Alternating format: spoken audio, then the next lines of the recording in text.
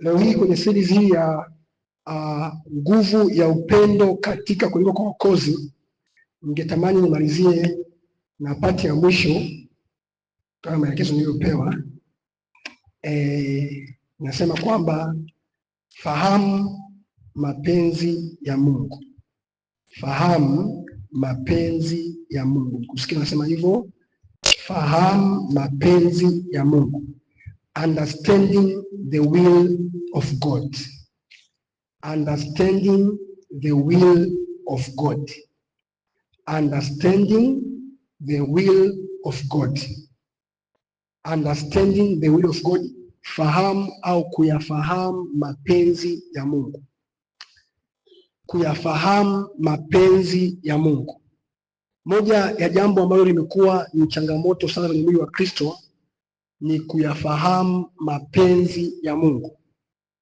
Kuyafahamu mapenzi ya Mungu. Na hili neno sio geni sana. Nafikiri watu tumeshalisikia mapenzi ya Mungu. Ni kweli si kweli? Kweli watu wa Mungu? Hebu tupunge namna hii kama tumesikia kuhusu mapenzi ya Mungu, tupunge kama hivi. Naona karibia mikono yote imeinuliwa. Kwa hiyo mapenzi ya Mungu sio jambo geni, na kuna watu kabisa ambao huwa wanaomba, Baba, mapenzi yako yatimizwe. Wakifanya reference kwa Bwana wetu Yesu alipokuwa pale Getsemani, akasema kwamba Baba, mapenzi yako yafanyaje? Yatimizwe. Kwa hiyo kweli tunaomba kabisa Baba, mapenzi yako yatimizwe, lakini ukimuuliza mtumishi, unaomba kwamba mapenzi ya Bwana yatimizwe. Je, unajua mapenzi ya Bwana ambayo yanapaswa kutimizwa maishani mwako?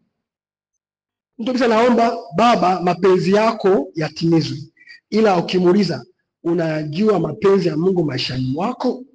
Je, mapenzi ya Mungu wewe kuwepo chuo cha Kampala ni yapi? Je, mapenzi ya Mungu wewe kuanza hiyo biashara ni yapi? Je, mapenzi ya Mungu ya wewe kuwa darasa unalosoma, kozi unalosoma ni yapi? Mapenzi ya Mungu ya wewe kuwepo familia hii ya NBC ni yapi? Ila anasema Baba, mapenzi yako yatimizwe. Kwa hiyo kuomba ya kwamba mapenzi ya Mungu yatimizwe, alafu haujui mapenzi ya Mungu ni nini, hapo kuna vitu vinapungua. Sasa tunatamani tuelewe nini maana mapenzi ya Mungu. Kwa nini kama Mkristo tunapaswa kutembea, kuishi na kuenenda katika mapenzi ya Mungu? Kwa nini tunapaswa kuanza kuyajua na kutafuta kuyajua mapenzi ya Mungu? Kwa sababu mapenzi ya Mungu ndio amebeba sura nzima ya maisha yetu tuliyookoka. Moja ya sababu ya kwa nini Mungu alituokoa, hakutuokoa ili tuitwe Wakristo. Hakutuokoa ili tuanze kusema kwamba mimi nimempata Yesu. Hatukuokoa ili tuseme kwamba tukisema Bwana Yesu asifiwe, nimeokoka nampenda Yesu. No. Alituokoa ili tuyatende mapenzi yake. Naye alituokoa katika nguvu za giza, akatuhamisha, akatuingiza katika ufalme wa mwana wa pendo lake. Nisaidie kuandika hapo. Kumpenda Mungu ndio kisababishi au ndio chanzo cha mtu kuanza kuyatenda mapenzi ya Mungu. Kumpenda Mungu ndio kisababishi au ndio chanzo cha mtu kuyatenda mapenzi ya Mungu. Yoyote yule ambaye ataanza kufika mahali pa kuanza kuyatenda mapenzi ya Mungu ni mtu ambaye anampenda Mungu. Kumpenda Mungu ndio sababu, ndio kisababishi na ndio chanzo cha mtu kuyafanya mapenzi ya Mungu. Loving God is what causes a person to do the will of God. So the will of God is the result of the love of God. Kadiri ambavyo mtu anampenda Mungu, ndivyo ambavyo shauku ya kuyafanya mapenzi yake huwa inaumbika ndani yake. Kadiri ambavyo mtu anaendelea kumpenda Mungu, ndivyo ambavyo shauku ya mapenzi ya Mungu kutimia kwake inaumbika ndani yake. Ndio maana neno mapenzi lilivyokaa, wengi wanatumia kwa wale wanaopendana, bali mume na mke, kuna vijana wanaingia na masuala ya mapenzi. Neno mapenzi yani make yametoka kwa mahusiano ya kawaida, yamekuwa mahusiano special. Sio tu upendo wa jumla, ni upendo maalum. Kwa vile vile tunaposema kwa habari ya mapenzi ya Mungu, ni tufike mahali ambapo hatumpendi Mungu kiujumla, lakini tuna mapenzi naye. You have an intimate relationship with God, yani ule uhusiano wa ndani sana. Watu wa Mungu, kama ambavyo mtu anaweza akawa na mpenzi wake duniani, ndivyo ambavyo Roho Mtakatifu anaweza akawa ni mpenzi wako. Mungu anaweza akawa ni mpenzi wako. Nikisema hivi kama vile utata, lakini nielewe hivyo hivyo. Mungu anaweza akakujaza kwa upendo wake kiasi kwamba ule upendo wake ukaanza kukusukuma kufanya mambo fulani. Sasa mapenzi ya Mungu ndio ambayo huwa anamsukuma mtu kufanya aina fulani ya vitu. Msije kuandika vitu. Mapenzi ya Mungu ndio ambayo yanamsukuma mtu kuanza kufanya aina fulani ya vitu. Mtu anajikuta ghafla anaanza kusoma vitabu kwa mwendelezo, anaomba kwa muda mrefu, anakuta anafunga siku nyingi. Kuna mapenzi ya Mungu ambayo yanamsukuma huyu mtu. Danieli akiwa kwenye nchi ile ya utumwani kule Babeli, mapenzi ya Mungu ndiyo ambayo alianza kumsukuma Danieli, cha kwanza aanze kuwa ni mtu wa kusoma sana. Basi kwamba mimi Danieli kwa kuvisoma vitabu na alifahamu. Lakini pia Danieli alikuwa ni mtu ambaye alikuwa ni mtu wa maombi. Danieli sura ya 6 mstari wa 10 ndio Biblia inasema kwamba Danieli alikuwa akiomba Mungu walau mara 3 kwa siku. Sasa haya yote alikuwa anafanya Danieli yalisukumwa na mapenzi ya Mungu juu ya wana wa Israeli. Kwa hiyo mapenzi ya Mungu juu ya maisha yako yatakusukuma ufanye aina fulani ya maandalizi, aina fulani ya gharama uzilipe tokea sasa, mapenzi ya Mungu. Kwa hiyo ni kama vile mtu ana mimba ndani mwake hivi. Unajua wale ambao ni wazoefu wenye mimba, tangia siku ya kwanza walishapata mimba, sio na mimba sasa hivi. Tangia siku ya kwanza mimba ikiingia, lazima kuna mabadiliko yanatokea. Yale mabadiliko yafanya mama mjamzito aanze kubehave namna fulani. Mimi nakumbuka nikiwa olevo, nilikuwa na madamu wangu mmoja alikuwa ni ana ujauzito. Sasa yule madamu akiwa na ujauzito alikuwa na kwa mtoto wa kiume. Alikuwa anafanya vitu vya ajabu na watoto wa kike. Yaani wanafunzi wake wa kike wote anagombana nao, anafanya nao, yani haelewani nao. Watoto wa kiume wako safi naye. Kwa hiyo ujauzito ndani mwake ukawa unampa aina fulani ya kutenda. Vile vile kuna aina fulani ya ujauzito ambao mtu anaweza kuwa nao ndani mwake, biasa kwamba tumekuwa na mimba, tumekuwa na utungu. Kitabu cha tufungue na Isaya 26:18. Tufungue andiko. Kila mtu mahali hapa, awe ni mwanaume, awe ni mwanamke, ana mimba ndani yake. Isaya 26:18. Nikuonyeshe kwamba ile mimba huwa inasukumwa na mapenzi ya Mungu ndani ya mtu. Anasemaje hapo Isaya 26:18? Anasemaje?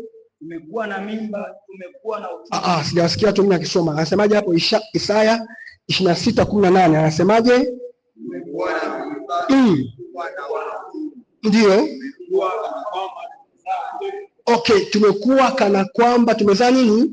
Upepo. Endelea mbele. Hapa atukufanya wokovu wowote nini? Kwa kinachofanya Mwokozi aweze kuleta wokovu fulani, kwa sababu kuna aina ya mimba ameibeba ndani yake. Sasa kwa nini kitu muhimu sana? Kinachofanya mtu Mwokozi kuweza kuleta aina fulani ya wokovu, aina fulani ya wepesi kwa maisha ya watu, ni kwa sababu ya ile mimba aliyobeba ndani mwake. Sasa ile mimba ambayo mtu amebeba ndani mwake tangia siku ya kwanza huwa inaleta aina fulani ya reaction, aina fulani ya kufanya vitu. Kwa hiyo sasa hizi mbona nasoma sana vitabu? Mbona naomba sana namna fulani? Kumbe kule kuomba kwako, kule kusoma kwako vitabu ni kwa sababu ya mimba ambayo umeibeba. Na miaka michache ijayo hiyo mimba inaenda kuzaliwa. Na mimi naomba kwamba usiwe mojawapo wa hao ambao watazaa upepo kwa jina la Yesu. Kila mimba ambayo Mungu amekubebesha utaizalisha na utaleta wokovu kwa dunia yako kwa jina la Yesu. Yes. Kwa hiyo mapenzi ya Mungu ndio mfano wa ile mimba ndani ya mtu, inamsukuma kufanya aina fulani ya vitu, kutembea na watu aina fulani. Anajikuta tangia amekaa hapa ABC, kuna anafanya marafiki ambao saizi tena sio marafiki zake. Akijaribu kuwasogelea anamwambia wewe bwana, wewe hatukutaki kabisa. Kwa sababu ya mimba aliyobeba, kwa sababu ya aina ya sehemu ambayo hayupo. Kwa sababu ile mimba huwa mara nyingi inahusiana na mapenzi ya Mungu. Haya mapenzi ya Mungu ndio sababu ambayo inafanya mtu kuweza kuanza kuishi aina fulani ya matokeo. Nimesema kwamba mapenzi ya Mungu huyaleta aina fulani ya matokeo kwenye maisha ya mtu. Hata maombi yetu yatakuwa ni rahisi kujibiwa kama tutayaunganisha na mapenzi ya Mungu. Maombi yetu, nisikilize vizuri, yatakuwa ni rahisi kujibiwa kama tutayaunganisha na mapenzi ya Mungu. Sasa nianze kukuambia kweli kadhaa kuhusu mapenzi ya Mungu kabla sikupatia maana kuu tatu za mapenzi ya Mungu ambazo Mungu amenisaidia kukuandalia siku ya leo. Kweli kadhaa kuhusu mapenzi ya Mungu. Jambo la kwanza nimesema kwamba kumpenda Mungu ndo hutufanya au kutuchochea kuyafanya mapenzi ya Mungu. Kweli kadhaa kuhusu mapenzi ya Mungu. Jambo la kwanza, kumpenda Mungu ndio hutufanya au hutuchochea au hutusukuma kuyafanya mapenzi ya Mungu. Doing the will of God is the result of loving God. Hiyo ndio jambo la kwanza. Ndio maana tulijifunza kwa habari ya kumpenda Mungu. Na kama kuna mtu ambaye hajasikiza somo, audio zipo, niambie nikutumie ujue nini maana ya kumpenda Mungu. Kumpenda Mungu, kama kumpenda Mungu ni nini? Kumpenda Mungu ni kulishika neno lake. Kumpenda Mungu ni kumtii Mungu. Kumpenda Mungu ni kumpenda jirani, kumpenda ndugu, kunafanya nini? Kumpenda Mungu. Sasa kumpenda Mungu ndio kichocheo cha mtu kuyafanya mapenzi ya Mungu. Jambo la pili, mapenzi ya Mungu huletwa na aina fulani ya kujua au ufahamu. Mapenzi ya Mungu huletwa na aina fulani ya kujua au ufahamu. Yeyote ambaye ataweza kuyatenda mapenzi ya Mungu ni matokeo ya kujua, ni matokeo ya ufahamu. Mapenzi ya Mungu sio ya kuyaomba tu.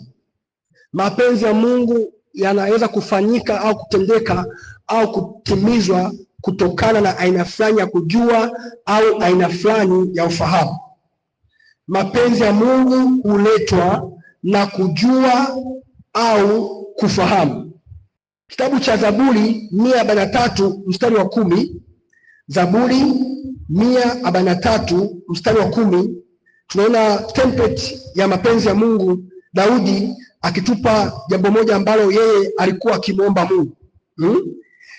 Zaburi 143 mstari wa 10, naomba ufike hapa tusome kwa pamoja. Zaburi 143 mstari wa 10 anasemaje? Soma kwa sauti, anasemaje?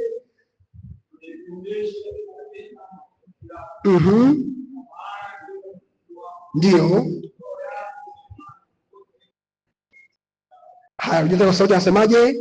Unifundishe kuyatenda mapenzi yako, kwa maana ndiwe Mungu wangu.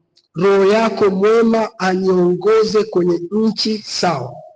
Kwa hiyo Daudi anamwomba Mungu, unifundishe kuyatenda.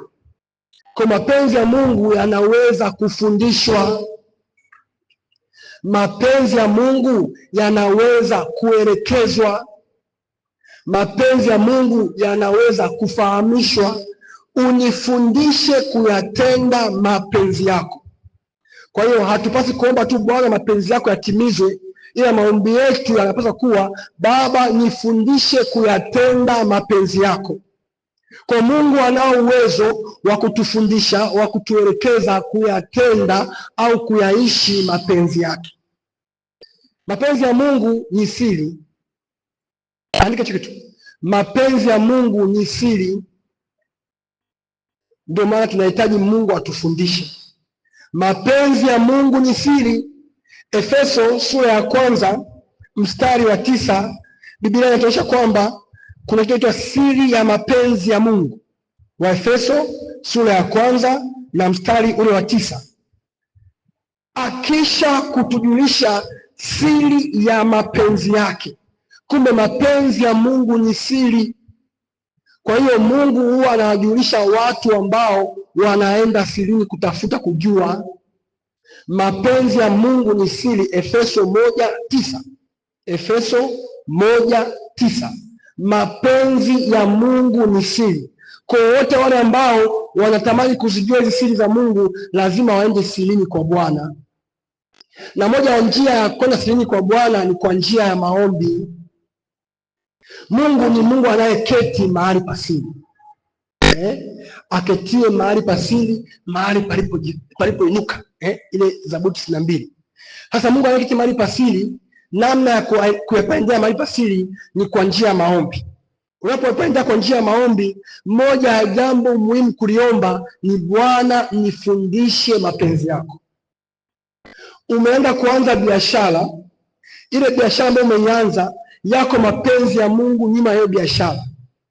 Haupo kwenye biashara kufanya biashara ili upate faida tu, yako mapenzi ya Mungu nyuma ya hiyo biashara. Hauko chuo kusoma chuo ili upate degree tu bro. Uko chuo, kuna mapenzi ya Mungu ya wewe kuwepo chuo. Hauna familia hiyo unayokutana nayo, kila mtu unayokutana naye kuna mapenzi ya Mungu nyuma ya huyo mtu unayokutana naye. Popote pale ambapo Mungu anakuweka, hadi mahali ambapo Mungu anakuweka, yako mapenzi ya Mungu kukuweka mahali pale. Sasa yale mapenzi ya Mungu ndio ambayo inabidi umwambie Bwana, nifundishe kuyajua mapenzi yako. Kwa nini Mungu majira kama haya umenileta familia hii ya ABC? Kwa nini majira kama haya mwaka jana sikujua hii familia, ila mwaka huu 2025 majira kama haya naifahamu familia hii na nipo familia hii? Kuna mapenzi gani ambayo Mungu ameniwekea mahali hapa? Usipojua mapenzi ya Mungu utajikuta wewe ni mmoja wa watu ambao umejisikia sema hivi, pastor, kwa hiyo sasa mimi ule mzigo niliokuwa nao wakati na ABC unaondoka, kwamba sasa mchungaji, uniruhusu tu mimi niende zangu. Ila nakuombea mshirika ambao umekaa mahali hapa, Bwana akujalie kukaa mahali hapa siku zote kwa jina la Yesu. Amen. Tangia mwenye ABC yako mapenzi ya Mungu ambayo yanafika nyuma ya ABC. Kwa nini mwaka jana muda kama huu ulikuwa upo ile kanisa? Niangalie vizuri. Mwaka jana hakuna hata mtu, hata mimi mwenyewe sikopo hapa kanisani muda kama huu. Lakini mwaka huu kwa nini tupo hapa mahali hapa? Ni kwa sababu kuna mapenzi ya Mungu yako mahali hapa. Amen. Kwa nini Mungu amekupa mchungaji Ebeneza? Moja ya kazi ya watumishi wa Mungu wana kazi ya kutufundisha mapenzi ya Mungu. Nisaidie kuandika hicho kitu. Mtumishi wa Mungu yeyote ambaye Mungu amekupatia kama ni mchungaji wako, and I can say very boldly, mimi kama mchungaji wako, moja ya kazi ambayo Mungu amenipatia ni kazi ya kukufundisha wewe mapenzi ya Mungu, kukuelekeza mapenzi ya Mungu. Kwa hiyo unapopata neno la Mungu, useme eti Jumapili nimekuja kujifunza somo, umekuja kusikiliza mapenzi ya Mungu kwenye eneo fulani ya maisha yako. Ninasemaje? Mapenzi ya Mungu juu ya biashara yako, mapenzi ya Mungu juu ya shule yako, mapenzi ya Mungu juu ya ndoa na familia yako. Yote hayo unayasikiliza pale ambapo unamsikia mtumishi wa Mungu mbele yako. Sasa unapojifunza kumchukulia kwa uzito kila neno ambalo Mungu akuletea, ujue hayo ndio mapenzi ya Mungu kwako. Hayo ndio namna ambavyo Mungu anatamani uanze kuishi. Paulo anawaambia kanisa mojawapo, anasema kwamba wala mimi sikujizuia kuwafundisha mapenzi yote ya Mungu. Kitabu cha Matendo sura ya 20 mstari wa 27. Matendo sura ya 20 mstari wa 27. Kwa maana sikujiepusha na kuwahubiria habari ya kusudi lote la Mungu. Matendo 20:27.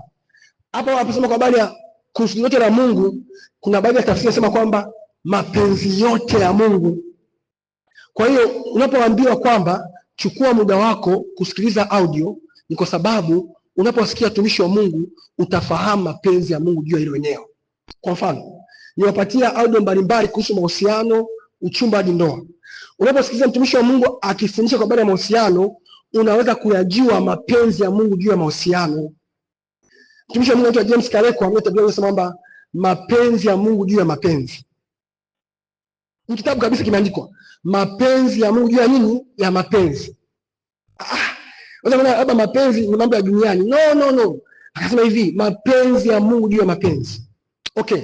Mtumishi wa Mungu anaitwa Holy Spirit, thank you. Anaitwa ni mke wa Kenneth Copeland, Gloria Copeland, sawa? Gloria Copeland anasema hivi, mapenzi ya Mungu kuhusu mafanikio. Mapenzi ya Mungu kuhusu nini? Mafanikio. Unaelewa vizuri? Kwa hiyo hapo pia mapenzi ya Mungu kuhusu mafanikio. Okay, sawa. Kuna mapenzi ya Mungu kwenye kila eneo la maisha yako. Moja ya namna ya kujua mapenzi ya Mungu ni pale ambapo unatumia muda wako kuwasikiliza watumishi wa Mungu. Kwa mapenzi ya Mungu yanaletwa kwa ufahamu au kujua. Naona Wakolosai sura ya 1 mstari wa 9, Paulo analiombea kanisa la Kolosai jambo moja zuri sana ambalo nitamani kila mtu mahali hapa alifanya kwa maombi yake pia.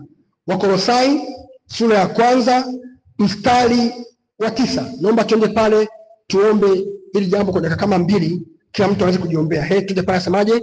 Wakolosai 1:9. Naomba tusome kwa sauti. Anasemaje? 1, 2, 3. Anasemaje? Kwa sababu hiyo sisi nasi tangu siku ile tuliposikia, ndio hatuachi kufanya maombi na dua kwa ajili yenu, ili mjaze maarifa na mapenzi yake katika hekima yote na ufahamu wa rohoni. Rudia hapo mwishoni kwa sauti. Anasemaje? Ili mjazwe maarifa ya mapenzi yake katika hekima yote na ufahamu wa rohoni. Naomba ujiombee jambo dakika moja. Mandele soparagadia. Baba, unijaze kwa maarifa ya mapenzi yako katika hekima yote na ufahamu wa rohoni. Mariga barasu barande ligada. Nikusikie na jiombea. Sauti yako itoshi, jiombee, mwambie Bwana unijaze kwa maarifa ya mapenzi yako katika hekima yote na ufahamu wa rohoni. Mandele barusa baradia matosha likadaya. Nisaidie Bwana nikutane na maarifa ya mapenzi yako juu ya uchumi wangu. Mandele koshia, mandele gabaruska, emparada badia, reko sheketia. Baba unijaze na maarifa mapenzi yako katika hekima yote na ufahamu wa rohoni. Mariba sheligada, katika jina la Yesu Kristo tumeomba. Amen. Jambo lingine, kweli ya tatu, usalama au kudumu kwa matokeo hutegemeana na mapenzi ya Mungu. Usalama au kudumu kwa matokeo yoyote hutegemeana na mapenzi ya Mungu. Usalama au kudumu kwa matokeo yoyote hutegemeana na mapenzi ya Mungu. Kitabu cha waraka wa kwanza wa Yohana sura ile ya 2 na mstari wa 17. Naomba tuende pale tuone jambo fulani linalosaidia kuweza kuelewa kwamba usalama au kudumu kwa matokeo yote ile hutegemea na mapenzi ya Mungu. Je, hilo jambo limefanyika sawasawa na mapenzi ya Mungu? Je, kama ni biashara hiyo imeanzishwa kutokana na mapenzi ya Mungu? Kama ni sehemu ya kupanga, hebu niangalie vizuri. Unajua hatupangi chumba sababu kuna nafasi. Je, ni mapenzi ya Mungu tukapange mahali hapo? Sawa? Hatushirikiani na mtu sababu ametupa ofa ya biashara. Je, ni mapenzi ya Mungu nishirikiane na mtu huyu? Na nina vizuri. Hatushirikiani na mtu kwa sababu ameintroduce tu ofa ya biashara. Ameintroduce tu ofa nzuri ambayo ina mashiko. Nitashirikiana naye kama kweli ni mapenzi ya Mungu ya mimi kushirikiana naye. Amen. Ili upate matokeo ya kudumu kwenye chochote kile ambacho Mungu anakupatia, lazima uwe ni mtu wa kuyatafuta mapenzi ya Mungu kwenye hicho ambacho unataka kufanya. Je, kwenye malezi ya watoto wangu hawa, ni yapi mapenzi ya Mungu juu ya malezi haya watoto? Na tupate wazazi ambao tangia watoto wakiwa tumboni anaanza kutafuta mapenzi ya Mungu juu ya huyu mtoto. Yes. Amen. Musa hakuzaliwa anajua kwamba yeye amewekwa kuwa mwokozi wa Israeli. Ila alipozaliwa kuna mama yake ambaye anamnyonyesha, alikuwa akimwambia, mwanangu, wewe sio mtu wa Misri, wewe sio mtoto wa Farao, wewe ni mwanangu, wewe ni mtoto, wewe ni mwana, wewe ni Israeli. Kwa Musa baadaye alikuta alipokuwa mtu mzima anavutwa kuelekea upande ule kwa sababu ya mama aliyekuwa akimlea katika njia ya Bwana. Wako watu wanawake ambao wataweza kuwalea watoto wao katika mapenzi ya Bwana. Sio mtoto amezaliwa ndio yeye anaanza kusumbuka kuanza kutafuta mapenzi ya Mungu. Kama ambavyo siku hizi sisi wengi wetu sasa hizi tunaanza kutafuta mapenzi ya Mungu juu ya maisha yetu. Hivi Mungu, mimi nitakuwa nani? Kumbe inabidi mzazi, mama au mzazi ayajue kabisa, kumbe mtoto wangu ambaye Mungu ameweka mtumboni mwangu, huyu Yohana niliyembeba, yeye anapaswa kutengeneza njia. Huyu Samsoni niliyebeba, yeye ni mnadhiri wa Bwana. Kwa hiyo akizaliwa sipasi kumkata nywele kwa sababu nywele zake ni takatifu kwa ajili ya Bwana. Wako wapi wanawake kama ambao watajua kabisa kwamba mimi tumbo langu hili nitabeba mwokozi fulani wa ulimwengu? Kwa hiyo hata namna ambavyo anaishi saa hizi ni kutokana na yale maono ambayo Mungu ameshamwekea ndani mwake. Ukiona mwanamke ambaye hathamini mwili wake unashikwa tu, yeye mkaka wake akimwambia tu kwamba angalia nilale na wewe, ipo tayari kulala naye. Kwa sababu gani? Hajajua kile ambacho amekibeba ndani mwake. Lakini tukitambua yale ambayo tumeyabeba, kuna namna fulani ambayo tunaweza kuact. Sawa? Kwa hiyo sasa nimesema kwamba waraka wa kwanza Yohana sura ya 2 mstari wa 17 anasemaje hapo? Tusome kwa sauti waraka wa kwanza wa Yohana sura ya 2 mstari wa 17 anasemaje? Na dunia inapita pamoja na tamaa zake, bali yeye afanyaye mapenzi ya Mungu adumu hata milele. Sikiliza nikwambie, kila siku dunia inatafuta kutuambia mapenzi yake. Mitandao ya kijamii, Instagram, Facebook, short video zile, YouTube, zinatafuta kutuambia mapenzi ya dunia yapoje. Mapenzi ya dunia juu ya mahusiano. Unaona mtandaoni kuna msanii fulani ameposti ameachana na bibi wake wa juzi. Unaona mtandaoni kuna celebrity fulani anasemekana kwa habari ya tabia fulani ambazo sio nzuri. Hayo ni mapenzi ya nini? Ya dunia. Kila kitu duniani kinapita. Kama biashara yako ambayo utaianzisha haitakuwa imefungamana na mapenzi ya Mungu, itapita. Kama urafiki ambao utaanzisha na mtu hautakuwa nyuma yake kuna mapenzi ya Mungu yamefungamana na urafiki, huo urafiki utapita. Lakini kama unachokifanya kimeunganishwa na mapenzi ya Mungu, bali yeye afanyaye mapenzi ya Mungu adumu hata milele. Biashara ikifanyika na mapenzi ya Mungu inadumu hata. Masomo yakianzwa yakiwa na mapenzi ya Mungu yanadumu hata. Ajira ikipatikana kwa sababu ya mapenzi ya Mungu yanadumu hata. Watoto wakipatikana kwa sababu ya mapenzi ya Mungu wanadumu hata milele. Chochote kile ambacho mtu anakifanya kutokana na mapenzi ya Mungu adumu hata. Mungu akupe hiyo neema kwa jina la Yesu. Yote ambayo unayafanya yaunganishwe na mapenzi ya Mungu kwa jina la Yesu, na hivyo yatadumu hata milele kwa jina la Yesu. Usalama wako upo kwenye mapenzi ya Mungu. Uhakika wa ushindi wako upo kwenye mapenzi ya Mungu. Ndio maana ukiona chochote ambacho ni tofauti na mapenzi ya Mungu, una uhakika kumwambia Bwana, haya sio mapenzi yako. Kitabu cha Zaburi 35:27. Hebu tusome jambo moja uone hapo. Zaburi 35:27. Zaburi 35:27. Atukuzwe Mungu yana mashetekeba, apendezwae radaba ya dia na amani ya mtumishi wake. Biblia inasema kwa habari ya amani ya mtumishi wake, kwa Kiingereza sema hivi, mafanikio ya mtumishi wake.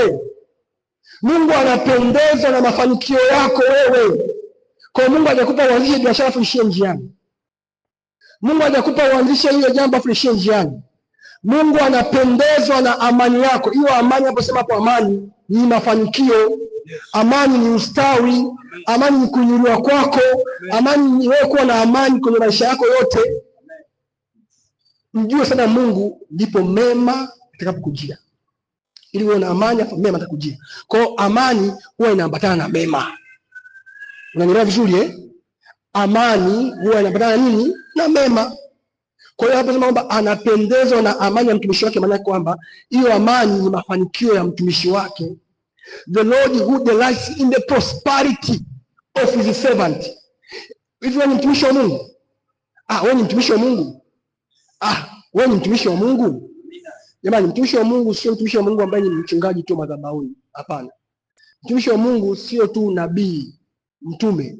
Hata wewe ni mtumishi wa Mungu. Labda mtumishi wa Mungu upo darasani kwako, ni mtumishi wa Mungu. Kwenye biashara yako ni mtumishi wa Mungu. Kwenye shule yako ni mtumishi wa Mungu. Kwenye familia yako kama mama, kama baba, ni mtumishi wa Mungu. Hata kama mtumishi wa Mungu, bila kwamba Mungu anapendezwa. Yaani ni mapenzi yake ufanikiwe.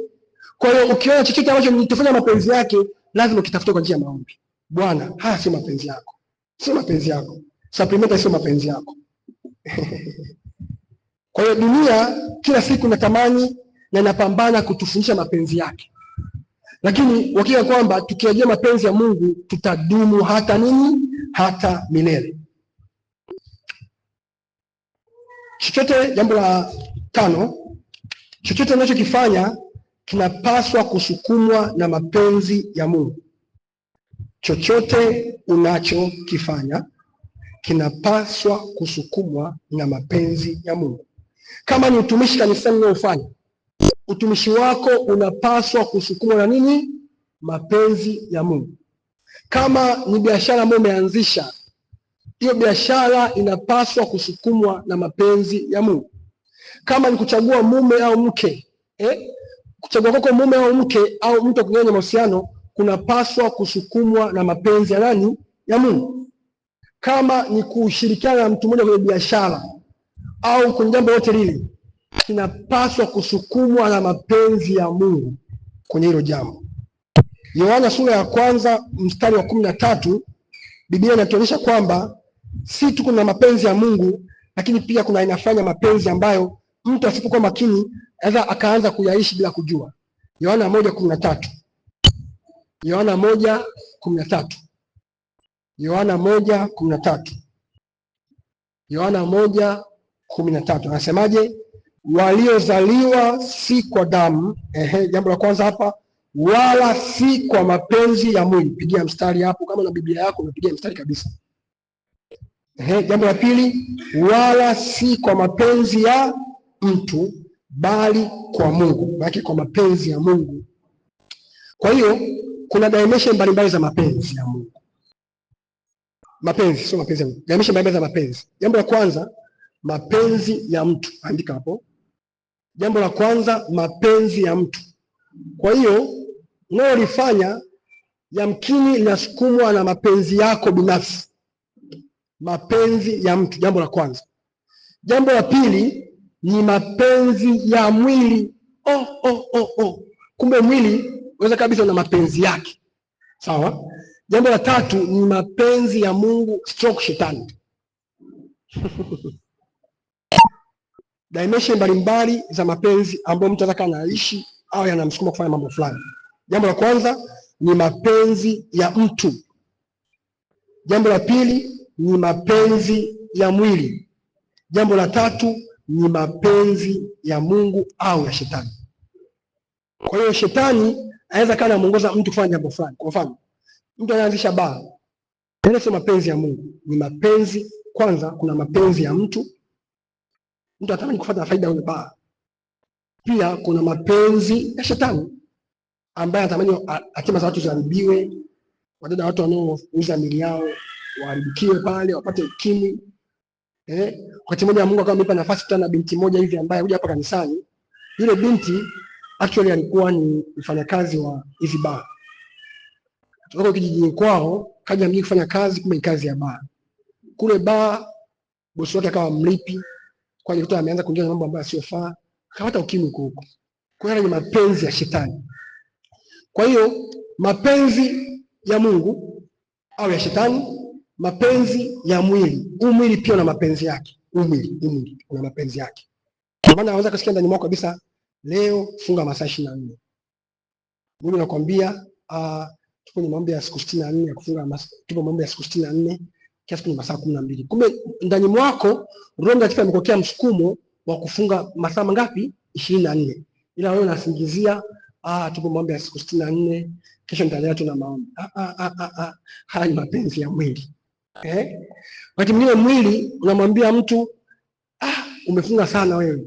Tangia siku ya kwanza, hebu leo pumzike kidogo. Leo pumzike kidogo. Hata wiki nzima, Jumatatu hadi Ijumaa amefunga vizuri. Jumamosi anasema hivi, leo naweza nipumzike kidogo leo. Maana nimefunga wiki nzima. Yaani ni mapenzi ya nini? Mapenzi ya mwili. Kwa nini mapenzi ya mwili? Kiasi kwamba mwili wake una tamaa. Kwa ajikuta tamaa ya muendesha kufanya mambo fulani, kuangalia vitu fulani, kusikiza vitu fulani. Kwa kuna mapenzi ya mwili. Yapo kabisa mapenzi ya mwili. Jambo la tatu ni mapenzi ya nani? Ya Mungu. Sasa kuhusu mapenzi ya Mungu, kuna aina kuu ya mapenzi ya Mungu. Andika hapo. Kuna aina kuu ya mapenzi ya Mungu. Ili somo ni refu sana, kwa hiyo mimi nimejaribu kufupisha. Kwa hiyo ukitamani kujifunza zaidi, kuna vitabu ambavyo vipo kuhusu mapenzi ya Mungu utakupatia, lakini pia kuna video za watumishi wa Mungu ambao wamefanya hili jambo. Yanachofanya kama mchungaji wako na kuwekea ndani mwako shauku ya kuanza kuyatafuta mapenzi ya Mungu. Ukipewa somo kama hili, maana hii wiki unapaswa uende uanze kujifunza kuhusu mapenzi ya Mungu. Kama ni audio, mwambie pastor nipatie audio za mapenzi ya Mungu. Kama ni video, nipatie video, vitabu vya mapenzi ya Mungu, ili nijue mapenzi ya Mungu maishani mwangu ni yapi. Haya, kitabu cha Warumi 12 mstari wa 2. Warumi 12:2. Warumi 12:2 anaelezea mapenzi ya Mungu kinagaubaga. Warumi 12:2. Naomba tufike pale, anasemaje? Wala msifuatishe namna ya dunia, bali mgeuzwe kwa kufanya upya nia zenu, mpate kujua. Mpate kujua. Nikwambia hivi, mapenzi ya Mungu yanapaswa mtu ajue, sio kuyaomba. No, hatuyaombi tu, tunapaswa kuyajua. Sasa unayajuaje? Lazima ukae chini ujifunze. Mapenzi ya Mungu ni nini juu ya jambo hili? Lazima ukae chini uombe Mungu, mapenzi yako kwenye hili unalofanya ni kitu gani? Mpate kujua. Kwa kuna kupata kujua. Lakini mtu anaweza mara kwanza alikuwa ajui, ila baadaye akapata kujua. Nami nakuombea mtu mahali hapa kwamba Bwana apate kukujulisha mapenzi yake juu ya maisha yako kwa jina la Yesu. Mapenzi yake juu ya hiyo biashara unafanya, Mungu akujulishe kwa jina la Yesu. Mapenzi yako wewe hapo chuoni, Mungu akujulishe kwa jina la Yesu. Mapenzi yako kutaisha na ABC, Mungu akujulishe kwa jina la Yesu. Mpate kujua. Hakika. Wow. Sio tu kujua, kujua afu hakika. Maana yake unajua na unajua kabisa ni hakika. Yaani haubabaishi na chochote kile. Ushaona mshirika ambaye anajisikia kwa mshirika sababu ya kujisikia sikia akitaka changamoto kidogo tu anasema anataka aondoke. Ila anayejua kwa nini Mungu amemleta ABC, yale ambayo Mungu amemfanya kaingia kwenye familia, hata aondoka kirahisi. Amen. Unajua wewe Mungu kabisa amekusaidia. Unajua mtu mwingine ambaye hapo mwanzo labda alikuwa na tabia fulani ambazo tangia amekaa kwenye familia ameziacha. Alafu anataka aache tena familia aende wapi tena? Sasa unataka uende wapi? Hebu mwambie jirani yako unataka uende wapi wewe? Hebu mwambie vizuri unataka uende wapi wewe? Mpate kujua nini? Hakika. Mungu akupe kujua hakika kwa jina la Yesu. Haya, mpate kujua hakika. Yaani mtu ni mtu ambaye anajua sana mapenzi ya Mungu. Cha kwanza, kuna mapenzi ya Mungu yaliyo mema. Andika hapo, mapenzi ya Mungu yaliyo mema. Jambo la pili, mapenzi ya Mungu ya kumpendeza. Kwa hiyo kuna mtu ambaye anaweza akafikia ile koma ya mapenzi ya Mungu yaliyo mema akaishia hapo, ila asifikie level ya pili, mapenzi ya Mungu yaliyo mema ya kumpendeza. Umeona? Endelea mbele sasa hivi, na ukamilifu. Maki haishi tu kuwa mema, haishi kumpendeza, ila na nini? Na ukamilifu. Kwa hiyo kuna mapenzi ya Mungu ambayo ni mema, kuna mapenzi ya Mungu ambayo ni mema na ya kumpendeza, halafu kuna mapenzi ya Mungu ambayo ni mema ya kumpendeza na ukamilifu. Sasa maisha yako ndizo ujaribu kumtafuta Mungu, mwambie Bwana, mapenzi yako ambayo ni mema ya kukupendeza na ukamilifu ni yapi juu ya jambo hili? Kwa mfano, ni mapenzi ya Mungu mtu aolewe, si sawa? Au aoe. Lakini je, ni mapenzi ya Mungu yaliyo mema ya kumpendeza na ukamilifu kijana hata kabla hajafikia umri wa ndoa akawa amechukua binti kaanza kuishi naye? Kwa ni mapenzi ya Mungu yaliyo mema kwamba huyu mtu aolewe au aoe, lakini sio ya kumpendeza kama itakuwa kabla ya wakati. Biblia kwamba Mungu amekifanya kila kitu kuwa zuri, kuwa kizuri kwa wakati wake. Mhubiri 3:11. Mhubiri 3:11. Hebu chukua andiko litakusaidia sana. Mhubiri 3:11. Mungu amekifanya kila kitu kuwa kizuri kwa wakati wake.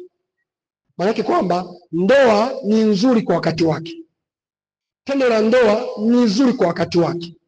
Sawa? Mahusiano ni mema kwa wakati wake. Mtu fulani ni mwema kwa wakati wake. Shule ni njema kwa wakati wake. Ushaona nguvu ambayo watu wanatumia baada ya ule muda wa shule kupita? Kwa mfano, mtu ambaye anarudia masomo, huwa nguvu anayoitumia sio kama ile ambayo angeitumia kabla muda wake wa kusoma ulikuwepo. Kwa hiyo Mungu amekifanya kila kitu kuwa kizuri, kuwa kikamilifu kwa wakati. kuna mambo ambayo yakija kwa wakati wake yanakuwa ni mazuri sana na matamu sana. Na naomba Mungu kwamba kila jambo jema likujie kwa wakati wake kwa jina la Yesu Kristo. Na kuombea kwamba Mungu akukutanishe na wakati wako sahihi kwa jina la Yesu. Nipo lititi hii ya Mwanzo 12, moja andiko ambalo niligonga kengele ndani mwangu, ni Nyakati wa kwanza 12:32.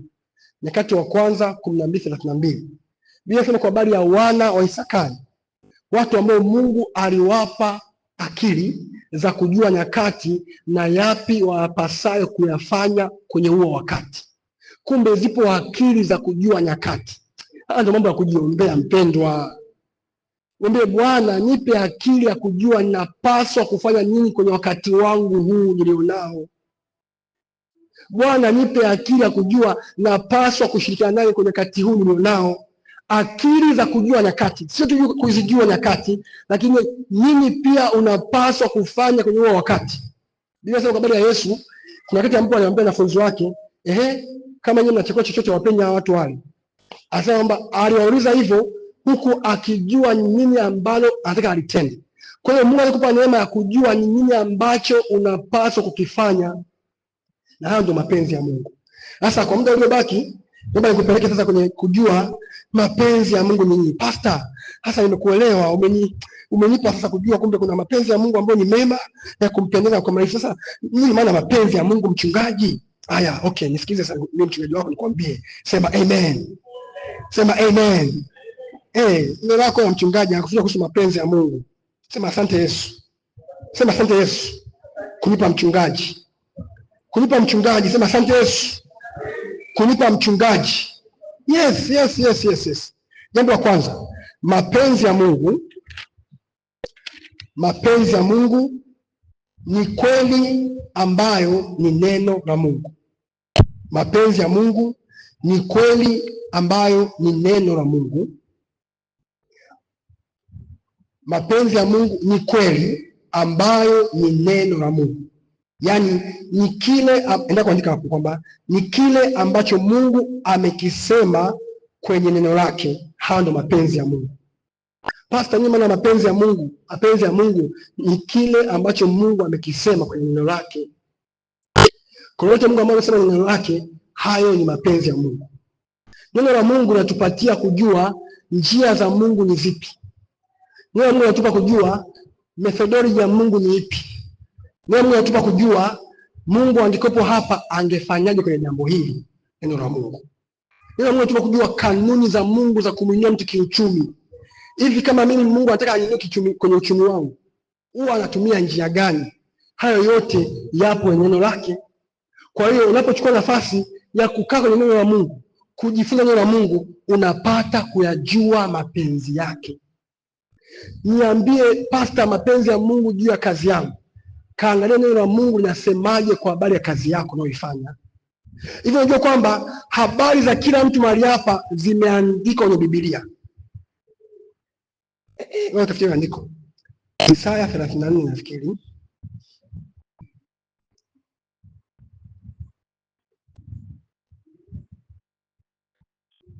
Hmm. 34:16. Wow, thank you Holy Spirit. 34:16.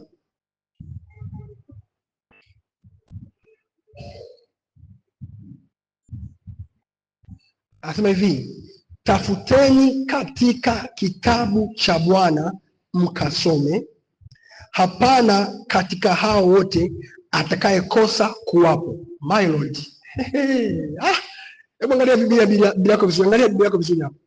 Isaya 34:16. Naomba uangalie Biblia yako vizuri, ujiangalie. Naomba jiangalie kwenye kioo cha Biblia yako hapa. Anasemaje? Isaya 34:16.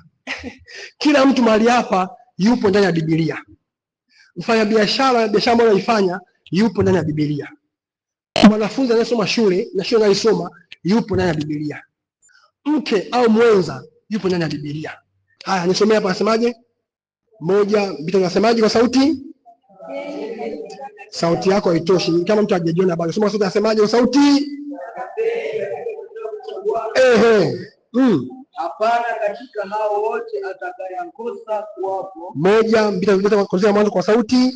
Tafuteni katika kitabu cha Bwana mkasome, hapana katika hao wote atakayekosa kuwapa. Ishatoa hapo.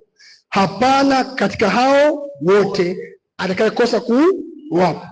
Mfanyabiashara yu, msomi yu, ndoa ipo haipo, mwenza hayupo.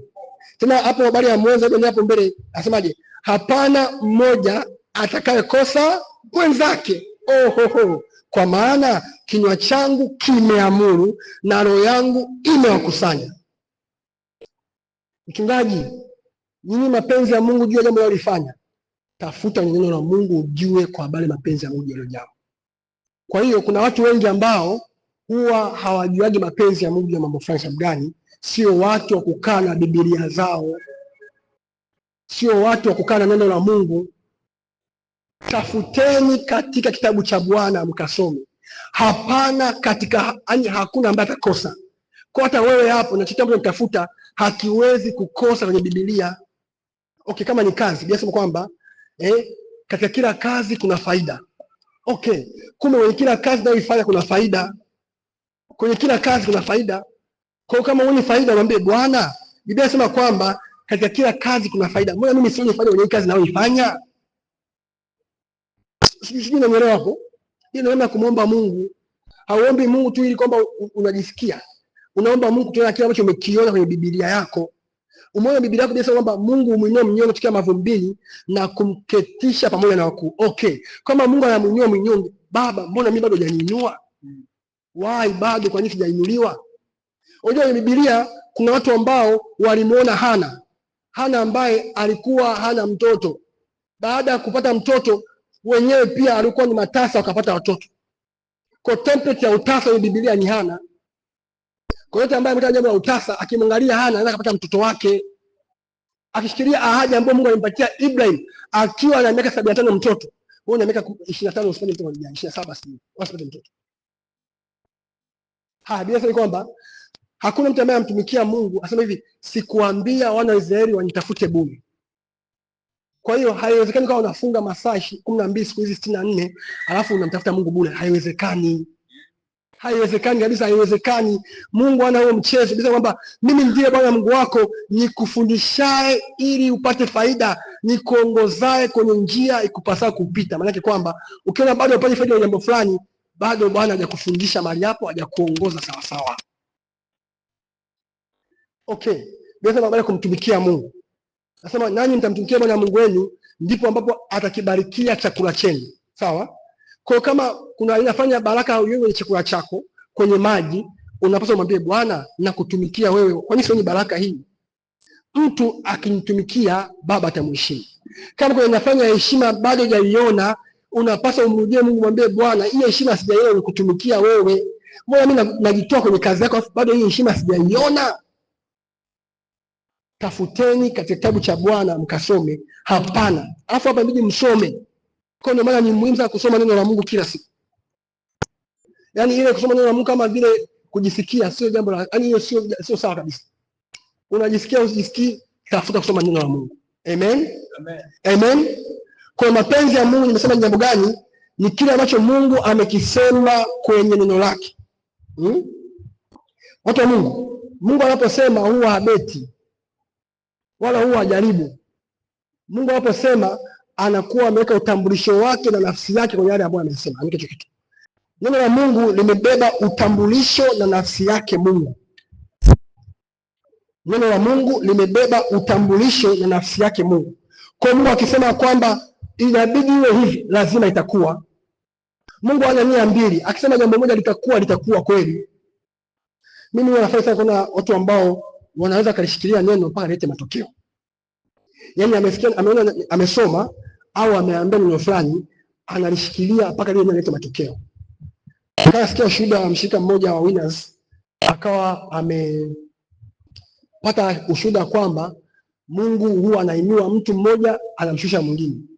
Zaburi 75 mstari wa 6 hadi 8. Mungu anaweza akamuinua mtu akamshusha mtu. Aliposikia neno la Mungu akaanza kulikiri, akaanza kulishika, sema hivi, Bwana, ninajua utaniinua, utamshusha mtu fulani. Na kweli baada ya muda alipokea promotion kazini kwake. Baada ya kuliona ile neno akaanza kulikamata na kulishika. Sasa wewe pia inabidi uwe mtu namna hiyo. Unaona neno fulani la Mungu ni Biblia, unalitafakari, unalichukua kama la kwako, unalikiri. Yeye alifanyika kuwa maskini ili mimi niwe tajiri. Siwezi kuwa maskini, siwezi kupungukiwa fedha mimi. Haya muda huo mfukoni mwako uone hela. Lakini unapolikiri neno la Mungu, wafanya Mungu mwenyewe aje pale kulitazama lile neno. Unasema kwamba mimi Mungu ambaye nalitazama neno langu nipate kulitimiza. Bwana ndiye mchungaji wangu, sitapungukiwa na kitu. Kwa siwezi kupungukiwa na fedha, siwezi kupungukiwa na watu sahihi, siwezi kupungukiwa na fursa sahihi. Bwana ndiye mchungaji wangu. Nionyeshe mfanyabiashara ambaye anajua password ya kupata wateja kila siku. Ni mtu ambaye anajua kwamba Bwana ni mchungaji wake, hatapungukiwa na wateja. Kwa kila wateja anapoomba Bwana ndiye mchungaji wangu, siwezi kupungukiwa na wateja. Atukuzwe Mungu ambaye kila siku kwa siku utuchukulia mzigo wetu. Kwa kila siku kuna mzigo ambao Mungu anakuchukulia. Nasema kwamba atupae mkate wa kila siku. Kwa hata siku ya leo ambayo inaanza kuna mkate wake special. Amen. Kwa Mungu neno lake ni mmoja. Neno la Mungu limebeba utambulisho na nafsi yake Mungu. Na unajua kwamba nasema kwamba na ijulikane kwamba Mungu ni mkweli na wanadamu wote ni waongo. Na ijulikane kwamba Mungu ni kweli na wanadamu wote ni nini? Waongo. Kitabu cha Warumi ni 3:4 au 3? Warumi 3:4, yes. Warumi 3:4. Naomba unisikize kwa makini hii jambo. Kwenye haya maisha nimejifunza kwamba unaweza kwenda mahali ukutana na taarifa fulani. Kwa mfano, ukaenda hospitalini ukawa unajisikia alifanya mambo kaja kwenye mwili wako. Ukapima wakakwambia kwamba una hali fulani na una ugonjwa fulani. Sasa unapaswa wewe ujifunze kuangalia kile ambacho Mungu amesema wala sio anachokuambia daktari wa hospitalini. Sio kama nawadharau madaktari, no, nawaheshimu sana. Na hata wanafanya wapo madaktari hapa. Dr. Damian, Dr. Dolina, wengi tu. Hatudharau dawa, hatudharau wataalamu wa afya, lakini neno la Mungu ndio linapaswa kuwa jambo letu la mwisho kwa bali jambo lote ambalo tunalipitia. Kwa mfano, umekutana na mtu anakuambia kwamba nipata shuhuda wa Pastor James Kalekwa. Unafahamu? Pastor James Kalekwa alikuwa mwaka jana na mke wake akaanza kubleed, alikuwa na ujauzito. Akaanza kubleed kwa muendelezo, yani akableed continuous. Kwenda hospitalini akaambiwa kwamba mimba imetoka. Akaambiwa okay, daktari nashukuru sana. Akachukua mke wake, akarudi nyumbani akamwambia mke wangu, sasa kwamba hapana atakaye kuwepo mwenye kuharibu mimba wala aliyetasa. Kwa hiyo jua hii mimba inaharibika, endelea, utajifungua vizuri kabisa. Na kweli mwaka jana alipata mtoto wake. Kikawaida zile taarifa za hospitali kwamba mke wako ameshapata mimba imeshatoka zingemtisha. Zilifanya aanze kuamini zile taarifa. Lakini yeye akachagua kuamini taarifa ambayo sema kwamba hapana atakaye kuwapo ambaye ataharibu mimba. Ndio vile vile wewe ambavyo kwenye maisha yako kuna baadhi ya taarifa ambazo utaanza nazo. Unasoma chuo, ghafla ada hamna. Na imekaribia UE. Unasemaje juu ya hilo jambo? Unafanya biashara, ghafla mambo hayaendi. Uone wateja. Hiyo wiki nzima umekaa, duka hujauza kabisa duka. Umefunga genge lako pale, haujauza wiki nzima. Mwasibu wangu ni anaposti online. Mwasibu umeposti wiki nzima hujapata mteja hata mmoja, hata kuulizia bei haulizii. Unasemaje? Masunga. Umeposti mchele wako wiki nzima hakuna hata mmoja anayeuzia Masunga rice. Unasemaje? Watu wa Mungu, lazima ujifunze kulisema neno la Mungu. Na tuache kuwa Wakristo waregevu ambao wanakuwa ni matokeo ya matukio mbalimbali ya maisha, hawana mdomo wa kusema. Mungu amekupatia huo mdomo ili useme na kuyaumba mambo. Ukiona mambo uyaelewi, usianze kusema mambo uyaelewi. Sema unachotaka kitokee kwenye mambo ambayo uyaelewi. Nimesema hivi, unaona kabisa mambo uyaelewi kwenye familia yako, unaona mambo uyaelewi. Useme hivi, jamani mambo yamekuwa magumu siku hizi yani. Yani changamoto kweli yani. Hata siku hizi wameenda wapi? Huu ni mwezi wa kwanza, na mwezi wa kwanza siku zote yani watu wako busy na biashara na kulipa ada hamna wateja. Unasema nini wewe mtu wa Mungu? Unasema hapana. Mungu ameniambia kwamba ataniletea wateja. Na waita wateja wangu tokea mashariki, nawaita tokea magharibi, nawaita tokea kusini, unawaita njoo. Unajua maombi, Yesu wachungaji pia utaombea washirika waje kanisani.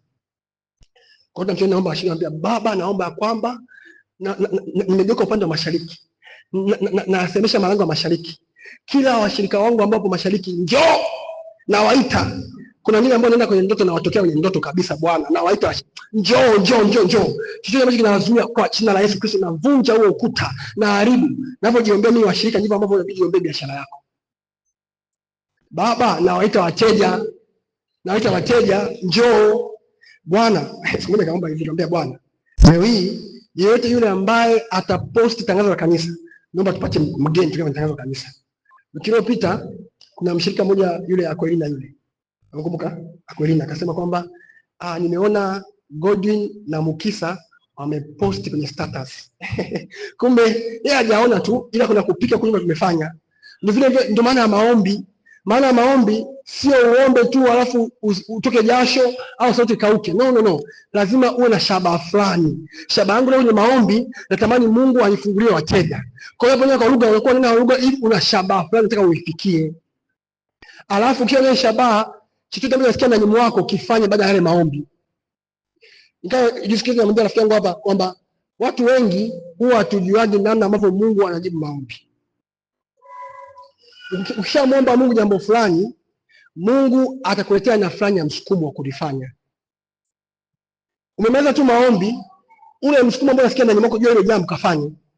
Kwa mfano mimi nilipoomba kwa habari ya watu kuja kupitia status, nikaingia group yangu ambavyo kila mtu apost status. Kwa nilichokuwa nimeomba nikapewa msukumo wa kuambia ampost. Na kwa kileta matokeo. Kwa vile na wewe unapomwomba Mungu, ule msukumo ila inafanya mawazo yako kujia baada ya maombi, hayo ndio majibu ya maombi yako. Acha zile akili za kusema kwamba ninaomba alafu nitaenda kusubiri majibu ya maombi. Hapana. Ukiomba Mungu anasikia hapo hapo. Na huwa anaachilia majibu hapo hapo. Sababu hivi hata kama hujaomba Mungu ameshakujibu. Ule msikile alifanya sikia ndani mwako baada ya kuomba. Hiyo aliyosikia ndio Mungu amejibu maombi yako. Kumbe anaelewa jambo linalosema kuhusu maombi. Neno la Mungu ni kile ambacho Mungu amekisema. Sasa Mungu anayosema wake, Mungu anasema kupitia maombi. Umeomba ile jambo fulani, unasikia msukumo fulani, hapo ndio Mungu amesema na wewe.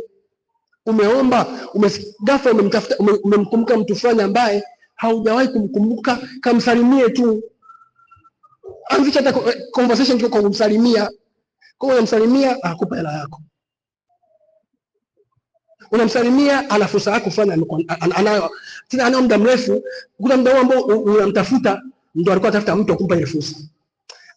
Afu jambo ninalo hapa, hebu fanya jambo fulani. Watu wengi wamepishana majibu ya maombi yao kufikiri kwamba watapokea majibu baada ya muda fulani. Kumbe majibu ya maombi yao huwa wanapokea pale tu wanamaliza kuomba. Hali yote ambayo unasikia ndani mwako baada ya kuomba ndio majibu ya maombi yako. Okay, mchungaji, napitia changamoto ya kiuchumi. Sawa? Ukaamua kwenda mbele za Mungu na neno la Mungu ambalo umeliandaa kwa ajili ya uchumi ambao unapitia changamoto. Baada ya kumwomba Mungu kwenye ile jambo la uchumi, kuna baadhi ya mawazo yanakuja ndani mwako. Kuna baadhi ya msukumo unasikia ndani mwako kwamba Bwana, anzisha genge. Hapo ndio Mungu amesema na wewe kuhusu ile changamoto yako. Hata kama huna mtaji wa kuanzisha genge, imagine umepokea ile wazo ndani mwako, lichukulie kazi, anza kutendea kazi. Mtaji utakuja mbele ya safari. Natamani mtu mmoja anielewe hapa namna ambavyo Mungu anasema. Nimesema mapenzi ya Mungu ni kile ambacho Mungu anasema kupitia neno lake. Sasa kupitia neno lake wakati mwingine Mungu anasema kupitia mawazo, kupitia sauti ya Roho Mtakatifu. Kupitia yale ambayo tunayapata tunapokuwa tunaomba. Hiyo ni neno la Mungu. Neno la Mungu aliishi Mathayo hadi Ufunuo. Neno la Mungu aliishi Mwanzo hadi Malaki. Neno la Mungu pia ni pamoja na mawazo unayodaka baada ya maombi.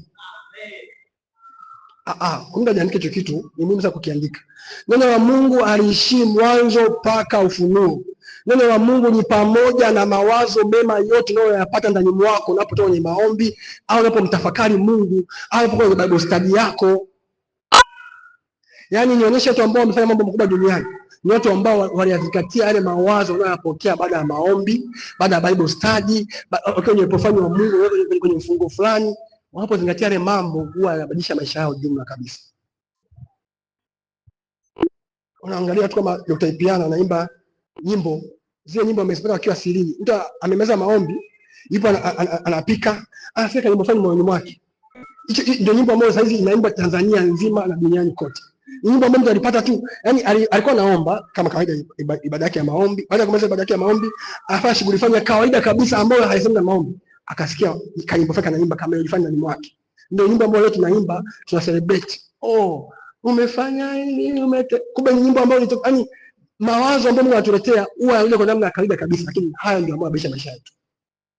Bwana mimi ndani nikuambie kwamba majibu ya maombi yetu huwa yanakuja kwa njia ya mawazo. Ukishaomba ile hali unayosikia ndani mwako, ile hali unayosikia ndani mwako ndio majibu ya maombi yako. Ile hali ambayo unasikia ndani mwako, yale mawazo kwamba okay, nianzie hichi. Hata mmoja itaendeleaje, wewe anza kwanza. Nimshirikishe pastor. Hata mmoja utafanya wewe mshirikishe pastor. Yeye atajua namna kufanya. Sasa kuna wengi ambao wamepuuzia mawazo makubwa ambayo yangebadilisha maisha yao kwa kuyakalia kwa namna hiyo hiyo, wafikia baba Mungu kujibu maombi yao mpaka litokee nini tunasema haya umeomba kwa habari ya kazi yako, Bwana anakuletea mtaji wa milioni 1. No. Mwambie Bwana niongezee mtaji. Bwana nisaidie namna ya kupata wateja wangu. Mwisema yako wazo kwamba sasa hizi usiposti namna hii, hebu posti weka na bei chini. Au watafute watu inbox. Kile kawaza mmoja ukapokea ni cha kawaida kabisa. Kumbe ni Mungu ambaye anakuambia. Si kwa mtu ananielewa watu wa Mungu. Unanielewa? Unanielewa?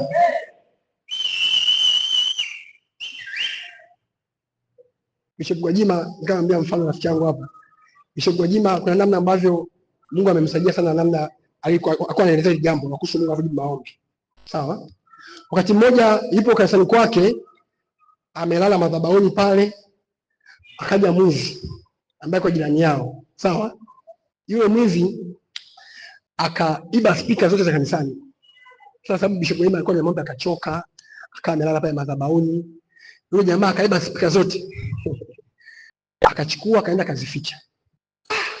Bishop Gwajima ameamka hivi, speaker zote zimechukuliwa. Akasema hivi, sasa naingia kwenye maombi hapa nilipo madhabahuni, nitafunga na kuomba mpaka Mungu aniletee hizo speaker. Akafunga, akaomba. Ile anaendelea kuomba, siku ya 6 yule mwizi Bwana akamleta yule mwizi. Sawa? Sipo pale naomba akamstua. Ambia, astuka. Habari bwana. Nimekuja kukuuliza kwamba hivi zile speaker zingine ziko wapi nikazichukue? Yaani mwizi amekuja kujisaminisha akasema kwamba nimekuja kuulizia zile speaker zingine ziko wapi nikazichukue. Sasa Bishop Gwajima akajisikia kumwambia, "Unataka speaker zingine? Okay. Kwa hiyo zile za kwanza ziko wapi umeziweka?" Akamwambia, "Ziko pale nyumbani." Hebu nipeleke kwanza. Akamchukua. Hebu mwache ngasimama tu yote. Akamchukua yule mwizi akamchukua. Sawa? Akampeleka nyumbani kwake akamuonesha. Hizi hapa. Okay, sawa. Sasa tufanye hivi. Zibebe kwanza hizi tuzipeleke kanisani. Alafu nikakuonyesha mzigo wa pili ukauchukue. Kwa hiyo yule jamaa kabeba zile speaker akazileta wapi? Kanisani. Fika kanisani, Bishop Gwajima akamwambia hivi, sasa nenda kwanza nyumbani, nitakuja kukurudia kukuambia ndio uje uchukue mzigo mwingine. Hebu fikiria maombi. Sasa alikuwa anaomba, alikuwa anafanya jamani, anaomba. Sasa wewe unaomba, unapokea wazo, haya mtafute mtu fulani. Unafikiri labda ni mimi tu na mawazo yangu. Sio mawazo yako, ni Mungu anazungumza kupitia mawazo yako. Ni Mungu anakupa majibu ya hicho ambacho unakuwa unaomba kupitia mawazo yako. Ni mangapi ambayo Mungu anasema kupitia mawazo? Mengi sana. Na haya ndio mapenzi ya Mungu. Amen. Kwa mapenzi ya Mungu si tu yale ambayo yanayo Biblia. Hata neno la Mungu ambalo linakuja kwa njia ya mawazo. Jambo la pili, mapenzi ya Mungu ni shauri lote la Mungu. Muda wangu umeenda hivi. Tumalizie. Mapenzi ya Mungu ni shauri lote la Mungu au kusudi lako kwenye maisha yako. Ni shauri lote la Mungu au kusudi lake kwenye maisha yako. Mapenzi ya Mungu ni shauri lote la Mungu au kusudi lake kwenye maisha yako. Kitabu cha Matendo 13:36, Matendo ya Mitume 13:36 inasema kwamba habari ya Daudi. Matendo 36. Kwa maana Daudi akisha kulitumikia shauri la Mungu katika kizazi chake, shauri la Mungu katika kizazi chake. Kumbe liko shauri la Mungu kwa ajili yako katika kizazi chako. Shauri la Mungu juu ya biashara unayofanya, shauri la Mungu juu ya malezi ya watoto, shauri la Mungu juu ya ndoa. Liko shauri la Mungu kwa habari ya kila jambo kwenye maisha yetu. Amen. Kwa maana Daudi akisha kulitumikia shauri la Mungu. Matendo 13:36 anatuonyesha kwamba liko shauri la Mungu la kila mmoja wetu hapa katika kizazi chetu, for our generation. Baki hichi kizazi, na sio kizazi kingine tena. Hiki kizazi liko shauri la Mungu. Kwa hiyo tunasema mapenzi ya Mungu maana yake ni mapenzi yake kupitia shauri lake, kusudi lake. Moja jambo ambalo nibalai kumshirikisha kila mtu mahali hapa ni kwamba tafuta kujua ni lipi shauri la Mungu juu ya maisha yako. Kwa nini Mungu alikuleta duniani? Tafuta kujua hiyo. Juzi baba ametumia ile video yake kwamba namna ya kutambua kusudi la kuumba kwako. Baba ametuma group. Kwa watu ambao wanasikiliza ile audio, afu bado paka anasema pastor, mimi sijui nimeomba kwa ajili gani. Kaangalia ile video ujifunze mule. Why are you brought here in earth? Alafu jambo la ajabu niangalia hapa. Kusudi la Mungu huwa linafunuliwa kwa awamu. Kusudi la Mungu huwa linafunuliwa kwa nini? Kwa awamu. Yaani kwa mfano, kama nitoe mfano mimi mwenyewe.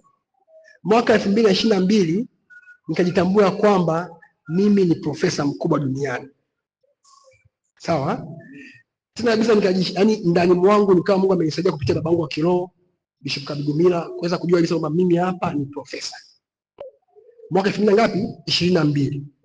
Kwa hiyo 2022 ningekuta mimi hapa nimejiandika kila sehemu Profesa Chaula, Profesa Chaula, Profesa Chaula.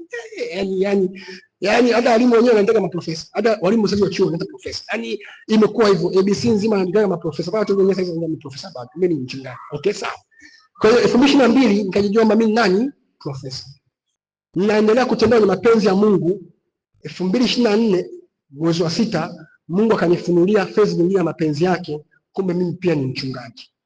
Ile 2022 nilikuwa najiita profesa ambaye ana kitu cha huduma, yani anasemfanya huduma ndani mwake. Ila 2024 kumbe sio kasehemu, ila ni huduma ambayo Mungu ameweka ndani mwangu ya kichungaji kabisa. Kwa vile vile maishani mwako wewe kusudi ambalo Mungu amekupatia litafunuliwa kwa phases, kwa viwango polepole. Mungu alishawaambia Waisraeli kwamba anawapeleka nchi ya maziwa na nini na asali. Lakini humu njiani walikuwa hawajui watapitia njia namna gani, walikuwa hawajui watakutana na jangwa, walikuwa hawajui watakutana na wale nyoka wanaouma huko miguuni. Kumbe jambo lote ambalo utakutana njiani mwako halipasi kukuondolea sura ya kwamba kuna mapenzi ya Mungu makamilifu juu yako. Kwa hiyo leo kama unajua bisa mimi Masunga ni mfanyabiashara mkubwa duniani. Kumbe ukienda mbele unaweza kujigundua kwamba wewe sio mfanyabiashara, wewe ni mhudumu wa Injili. Okay. Leo kaanza kusema kwamba mimi nafanya biashara mtandaoni. Mwasibu wangu pale, Kumbe kufanya kwako biashara mtandaoni, Mungu akutengenezea njia ya wewe kubarikiwa ili uanze kuisapoti huduma ya Bwana, huduma ya Mungu. Yaani fedha zako zitumike kwa ajili ya kufanya kazi ya huduma. Leo unakuza labda unafanya biashara, kumbe miaka michache ijayo wewe ni mchungaji. Okay. Na mtu nimemsaidia hapo. Amesikia vitu sasa, sema amen. Kwa kusudi la Mungu huwa unafunuliwa kwa awamu. Sasa awamu iliyopo sasa hivi, ya mtini nikafunuliwa namna fulani, anza kuishi hiyo awamu kwa uaminifu. Baada ya muda Mungu anaanza kufunua jambo lingine, akifunua jambo lingine tunaingia humo. Amen. Kwa kusudi mapenzi ya Mungu ni shauri la Mungu au kusudi lake juu ya maisha yako. Jambo la mwisho, mapenzi ya Mungu ni kama atakavyo au apendavyo Mungu. Ni kama atakavyo au apendavyo Mungu. Nataka tufike mahali ambapo tunafanya mambo kama atakavyo Mungu wala sio kama tunavyotaka sisi hapa. We should grow in God. Tunapaswa kukua katika Mungu mpaka tufike mahali ambapo yale tunayataka ni Mungu ameyataka. Yale tunayapenda ni Mungu ameyapenda. Yale tunayatamani ni Mungu ameyatamani. Yale tunatamani tufanye ni Mungu anataka ayafanye. Kitabu cha Warumi 8:27. Hebu nenda pale uone. Kuna hiyo level ambayo Mungu anakupeleka, yale unayoyataka ni Mungu anayataka kupitia wewe. Yale anayoyafanya ni Mungu ambaye anayafanya kupitia wewe. Ndani mwako unajisikia kama vile anafanya msukumo, kumbe ule msukumo sio wewe, bali ni Mungu ambaye anafanya kazi ndani mwako. Ndani mwako unajisikia inafanya msukumo ufanye biashara fulani, kumbe sio wewe ambaye unafanya biashara, ila ni Mungu ambaye anataka kufanya ile biashara. Warumi 8:27. Warumi 8:27.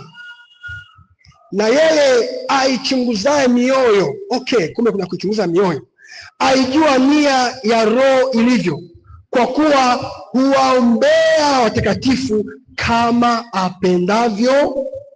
Kama apendavyo nani? Kwa hiyo ukaomba kama apendavyo Mungu, lakini pia unaweza ukafanya kama apendavyo Mungu. Unaweza ukaishi kama apendavyo Mungu. Kwa hiyo Mungu akupe neema hiyo ya kwamba ukue ufike mahali ambapo yale unayofanya sio mapenzi tena ya mtu, sio mapenzi ya mwili, bali ni mapenzi ya Mungu aliye ndani mwako. Hii ni kwenye Wafilipi 2:13 inathibitisha jambo hili. Kwa Wafilipi 2:13. Wafilipi 2:13. Wafilipi 2:13. Kwa maana ndiye Mungu atendaye kazi ndani yenu kutaka kwenu na kutenda kwenu. Lakini kwa nini? Kwa kulitimiza kusudi lake jema, kwa kutimiza mapenzi yake. Na kuombea mtu mmoja mahali hapa kwamba kuanzia leo Mungu akupeleke dimension ambazo yale ambayo unayataka na kuyafanya yawe kwa ajili ya mapenzi yake tu, kwa jina la Yesu. Bwana kujalie shauku zako, yale ambayo unayatamani yaendane na mapenzi ya Mungu kwa jina la Yesu.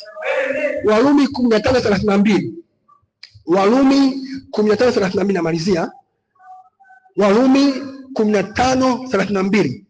Nipate kufika kwenu kwa furaha kama apendavyo Mungu. Kwa hiyo anayefika ni Paulo na miguu yake, lakini hafiki kwa miguu yake, ni kama apendavyo nani? Mungu. Kwa mapenzi ya Mungu ni vile Mungu anavyotaka, ni vile Mungu anavyopenda. Inakupa wewe aina fulani ya msukumo, aina fulani ya utendaji wa mambo.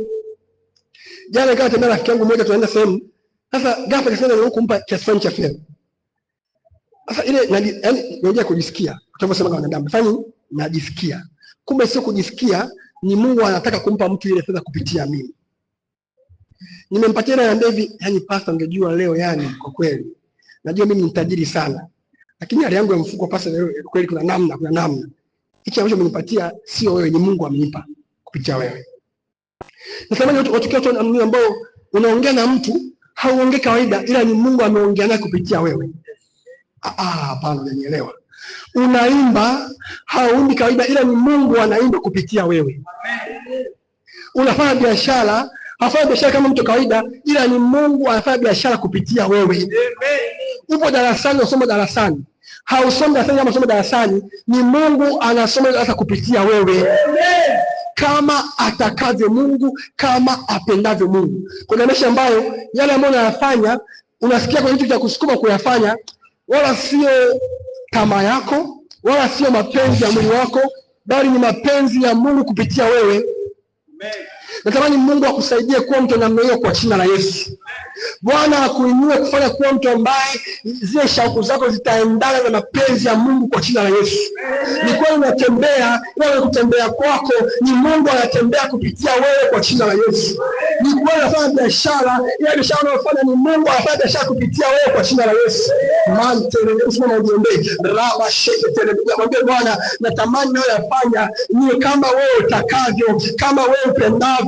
Mandiga baluska paradida. Wewe kanisa za kujiombea, mashaleka tala barada bashena, masopraka tele barada, mande koto bashena. Isiwe nao soma Bwana, sio kama mimi nitakavyo, ila kama wewe upendavyo. Rama sheleke tele, elosopra handa. Hawa watoto walionipatia Bwana, wala sio kama mimi nitakavyo, bali kama wewe upendavyo. Mandeleko parabade, mandeleko parabade. Huyu mume aliyenipatia, huyu mume nipatia, wala sio kama mimi nitakavyo, nimtendee kama wewe utakavyo. Mambo brakusa bradaderia mashala baba baba bashelele zoria mama ela baba kandema ele boroja hiama ele rosia barada, kama wewe utakavyo, wala si kama mimi nitakavyo. Mandara bakusha mandere bosela mandere shalada mandara bakabe ele rondo rabania maso paladia. Mwambie Bwana, nifundishe moyo wangu kuyatenda mapenzi yako, nifundishe Bwana, nielekeze roho Bwana, nifundishe nielekeze mambo baraka pe shana baba barakadia mantelia baraka maso baraka. Baba nifundishe, Baba nielekeze kuyafanya mapenzi yako yote. Rama shelegedia mantere baraka rama kusha eso brada baraka baraka. Ile huduma umenipatia Bwana, mimi kama mchungaji, nifundishe kuyafanya mapenzi yako.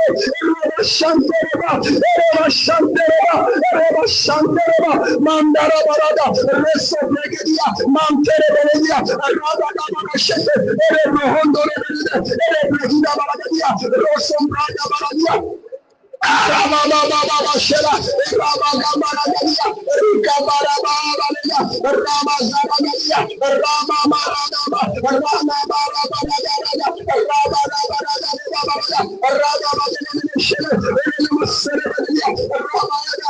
Bwana, nifundishe kuyafanya mapenzi yako, kuyatenda mapenzi yako.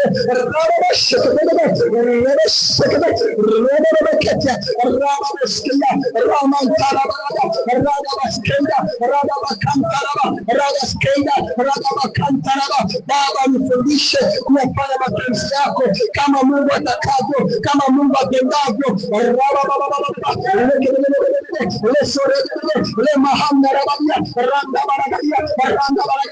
Katika jina la Yesu tumeomba, amen.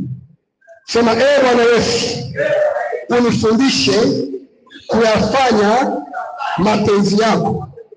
Bwana Yesu, unielekeze kuyafanya mapenzi yako. Naomba kupatia andiko moja, Matendo 13:22. Matendo 13:22. Hii na tunasoma tu tumeshamaliza.